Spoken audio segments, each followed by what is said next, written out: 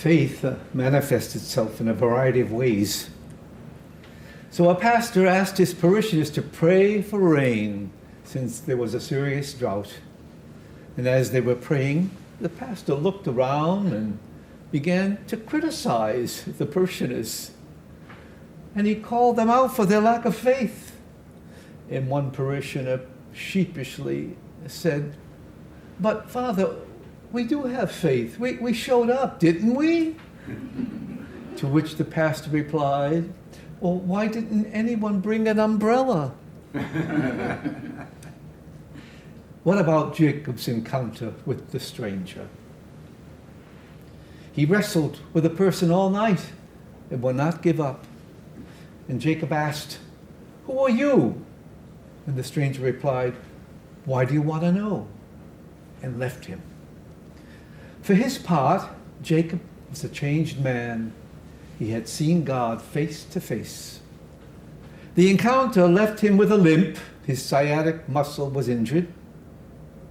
Lots of people suffer from sciatica and ought to hear this gospel today. It may not bring them any relief, but it could cause them to wonder, well then, if like Jacob, maybe I too have been touched by God.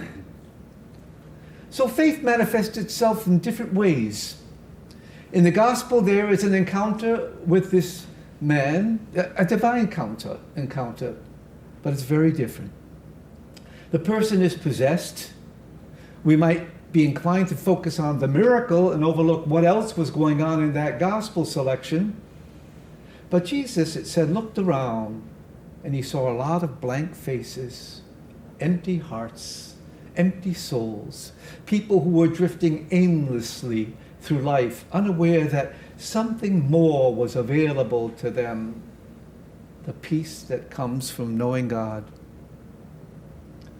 Jesus was aware that he could not touch every soul, make them whole again, and consequently remind them of their inheritance as adopted sons and daughters of God.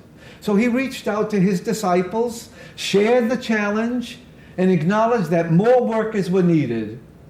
And the harvest is plentiful, he said, but the workers are few. And businesses from across the country are saying the same thing. We have business, but we don't have the workers.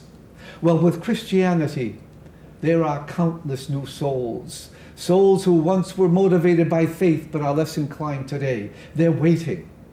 And we need a miracle to help us reach out to those souls. What that miracle will be continues to elude us, even if we don't bring umbrellas. We have to find ways that will invite people to wrestle with the divine and ask, who are you? And hopefully, like Jacob, they too will come away with the belief that they had experienced God face to face.